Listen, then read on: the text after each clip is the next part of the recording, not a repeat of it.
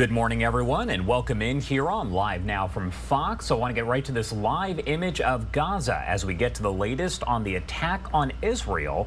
Just over 24 hours ago, we saw that unprecedented surprise attack in which Hamas militants unleashed thousands of rockets breaking through Israel's security barrier, going on a rampage through nearby communities, taking captives and killing hundreds of people.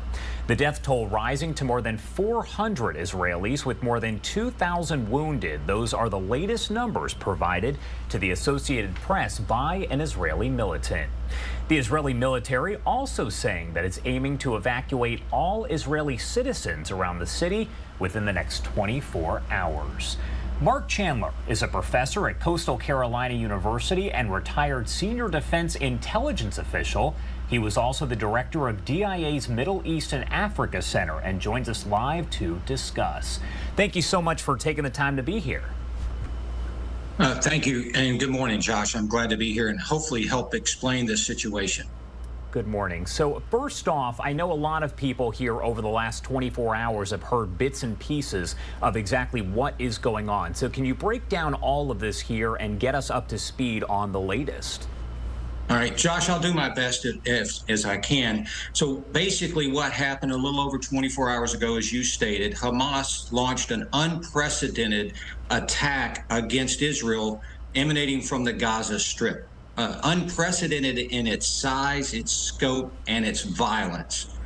They launched over 3,000 rockets outside of the Gaza Strip, as far away as Tel Aviv, and I believe some of the rockets targeted Jerusalem as well. Then simultaneous to that, they had a ground assault that broke through the barriers around the Gaza Strip and actually occupied several Israeli settlements outside that area. It was up to 22 yesterday where Israeli Defense Forces were fighting. That's unprecedented to combine the ground assault with the rocket attack. Additionally, they attacked from the sea, which is now I'm attacking on 3 different axes. And then the final thing is they had some paragliders to attack and land in some of the Israeli settlements outside of the Gaza Strip. So this was its size and scope, and the amount of violence in such a short time is unprecedented for what Hamas has done. And can you explain what Hamas is? Because that's another term that so many people have brought up over the last 24 hours, and we've heard from folks who have said, what is that? Well, that gets into a complicated situation when you look at how the Palestinians have tried to govern or not govern or not agree. So Hamas is technically a political arm of the Palestinian Authority, which was established after the peace accords of 1979. Now, Hamas is the militant arm. And so since 2007, they have basically ruled the Gaza Strip area. Now, the thing about this is they kicked out the more moderate of the Fatah party out there and have ruled with violence over Gaza, but they have a strong militant arm, the Al-Qassam brigades, and they work in concert with the Islamic Jihad. And so combining those, it's pretty much a non-peaceful organization that wants to ensure that they have that Palestinian area, and they'll do it at all costs against the Israeli government. We've also heard a lot of folks refer to this as an unprecedented attack. We heard Benjamin Netanyahu say we are at war here. Can you explain why this is unprecedented? Well, if we go back, violence is not new to Hamas. It is something that they have struck at Israel several times. Back in 2021, Hamas kicked off a series of rockets attacks and some other attacks and suicide attacks, and that conflict lasted 11 days. And so we look at that, but it was only a lot of rockets going out and some small ground attacks that occurred, but nothing on this scope. So this was surprising. And what I would say is this has been in the planning for months, if not up to a year, on how Hamas could coordinate this military operation of such size and scope. So you look at that, and it goes beyond the typical Hamas profile, if you will, and really expands the scope of attack. What's new and what also complicates the situation for Israel is the taking of hostages. They've gone out there, they've taken civilian hostages, whole families, innocent civilians captured, and some IDF soldiers that have been captured. This will complicate matters for the Israeli government as they go in and try to, one, rescue those hostages, and two, strike back at the Hamas leadership and infrastructure. And you're seeing some of the smoke there in the distance here in this live image coming in out of Gaza right now at this hour. What do you make of Prime Minister Benjamin Netanyahu's comments right after this attack when he did say we are at war? Well, and I think Benjamin Netanyahu's comments were spot on. It's not something that the Israelis asked for. It is something that Hamas brought to them with this voracious attack that they instituted. Israel has to stand up for itself and for its security. They've been coexisting with the Palestinians for quite some time. They've supported the Palestinians. They're supporting how this process works to ensure the Palestinians, have a secure area in which to live. Hamas brought this on. And I think what Netanyahu talked about is the defense of Israel, the justifiable defense of Israel against such a terrible attack.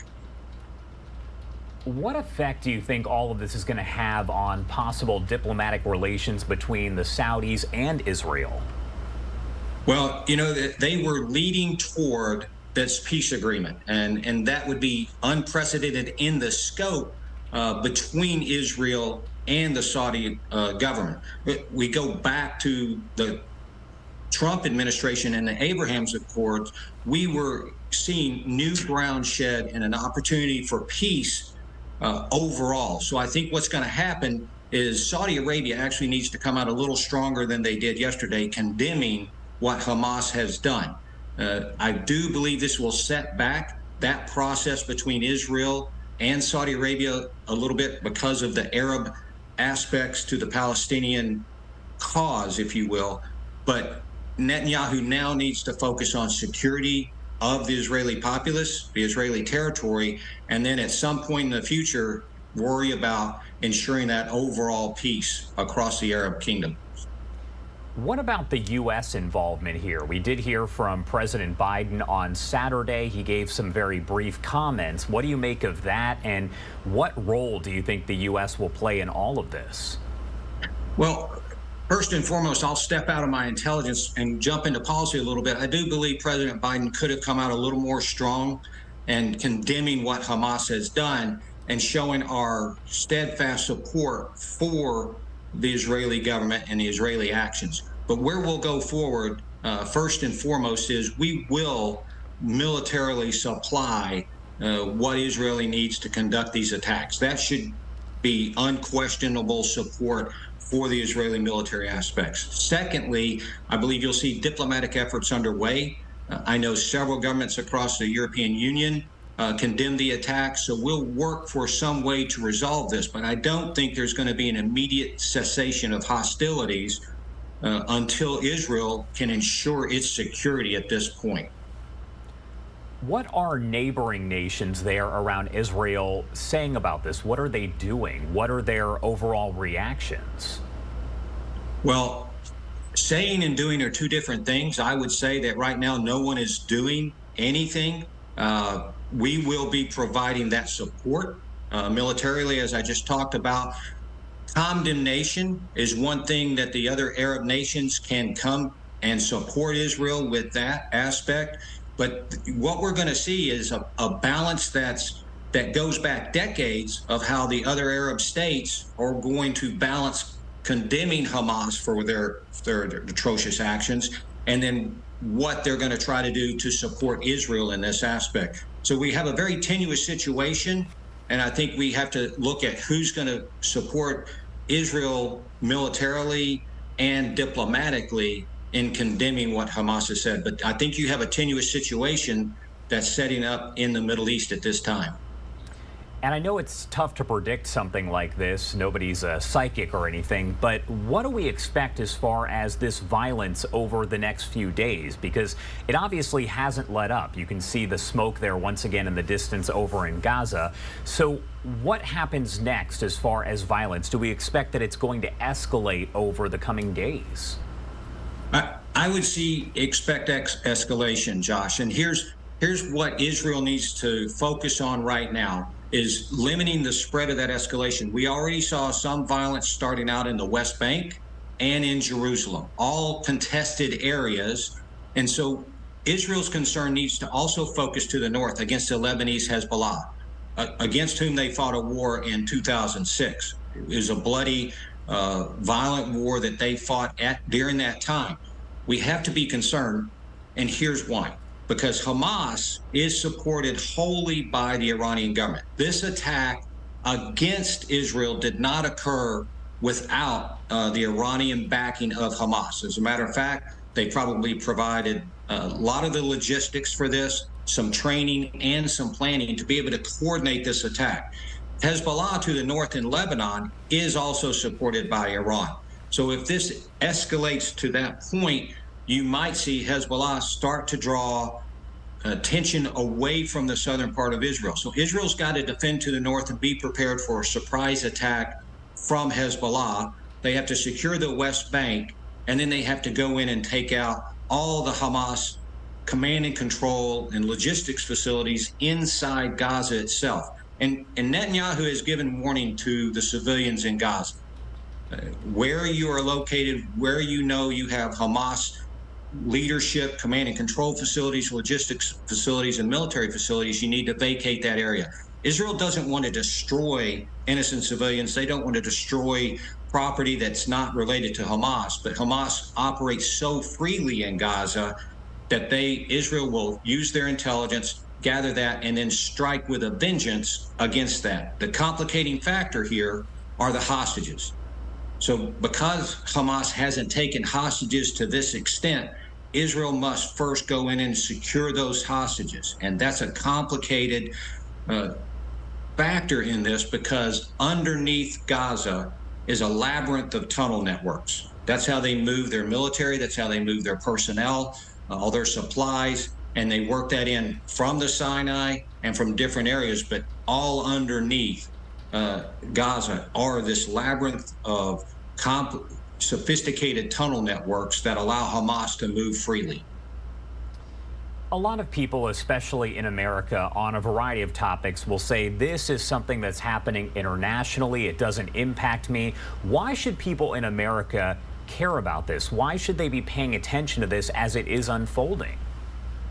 Well, I think then that's an excellent question, Josh. And I think what we have to look at is first and foremost not focus on isolationism in the United States, because what happens in Israel does affect us. It affects our broader Middle East policy. It affects our security in the Middle East. And we have to look at that in the longer term perspective out there. And when we look at that, what we have to focus on is the security of Israel, our staunchest ally that we have. And we need to be a strong partner with Israel as we go forward.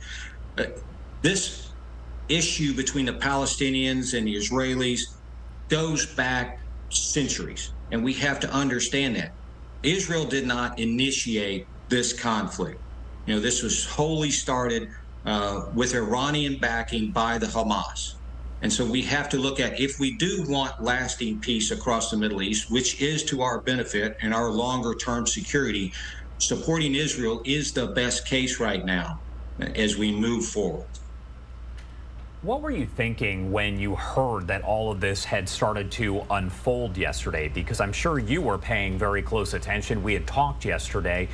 What was initially going through your mind when you realized this is a surprise attack by Hamas that has now killed more than 400 Israelis, about 2,000 more wounded right now, and those numbers are likely to rise? What are you thinking when you hear that start to unfold?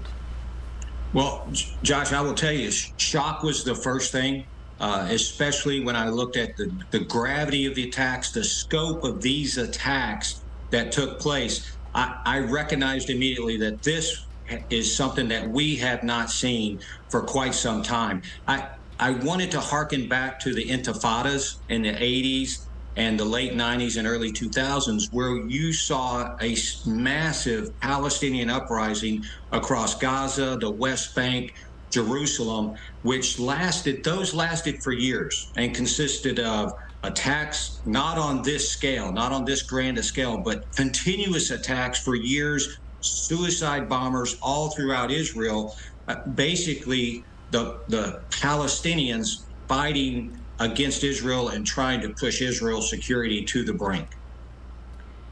And something that's interesting here, the Israeli cabinet officially just declaring war for the first time since 1973. We know that Netanyahu had said as of yesterday that this was war, but to now hear that they have officially declared war for the first time in, we're talking decades here. I mean, what does that mean to know that they are now officially at war? I think one that for technical purposes, that allows them to ensure a full call-up of their military and to allow Netanyahu the opportunity and the freedom to go out there and strike and use all of the Israeli military capability that he needs to use to stop this vicious attack and to strike back. And I think right now is an opportunity that Israel recognizes that Hamas is not looking for a peaceful way out of this. They're not looking for coexistence with Israel. They're looking to strike back and cause pain and suffering in Israel against the civilian, innocent population there and take whatever they can, whatever blood they can out of Israel. So I think that's a perfect time and I think the right response for Israel to go out and hopefully take care of this Hamas militant leadership aspects and do what they need to do. Urban warfare is where I think you're going to see this transition once the hostage situation can be as secured as possible, is going to be bloody, it's going to be violent, and it's going to be very difficult in the coming days. So I think this is a longer term, long is relative, obviously, but a longer term fight that Israel is entering into, and now with the full force. And I did want to ask you, because we heard a lot over, let's say, the last year or so about the war in Ukraine, the invasion by Russia. Are there any similarities here when you're talking about these two situations? Well, I think the scope is a little bit different because of the conventional conflict and the way the Hamas terrorists are operating and functioning. But when you look at the invasion, if you will, of sovereign territory, I think you see, one, a terrorist organization invading the sovereign territory of Israel. You saw Russia and Putin invading the sovereign territory of Ukraine. Where I think you start to see other similarities is where you're going to have support that needs to be provided, military support in the form of logistics and munitions provided to our allies, in one case Ukraine, in this case Israel. But otherwise, I think you're going to see the Iranian support, and you see Iranian support to Russia in Ukraine, a lot with the unmanned aerial vehicles, those that Iran makes and supplies to Russia. You will see some of that military technology coming from Iran supporting Hamas. And again, I can't overemphasize the concern about the Hezbollah aspect in southern Lebanon that could start to come down on northern Israel. All right, Mark Chandler, a great conversation there. Thank you so much for helping to break this down. For people who haven't been following this each step of the way, it's always great to have you on to help break it down. Is there anything else that you want to add before I let you go? I think we need to look strategically here, Josh, and I think looking at this, realizing that this violence will continue, Hamas will not let up. Israel must, once and for all, try to put a stop to the Hamas militant aspects and take out some significant command and control and military capability. Also, we need to look at our relationships and what we're trying to do with Iran diplomatically, because every time we do something that supports Iran, it is going to continue to fester and support this situation for Hamas. It's actually counter to Israeli security. I hearken back to the $6 billion just released for the hostages in exchange for that hostage deal, while that money might be spoken about in Washington and saying that money won't go to Iran to support any negative or military activities, that's just Washington's spin, that's its administration's spin on how Iran is now emboldened to take more action. Iran wants to wipe Israel off the map. Death to America at the same time.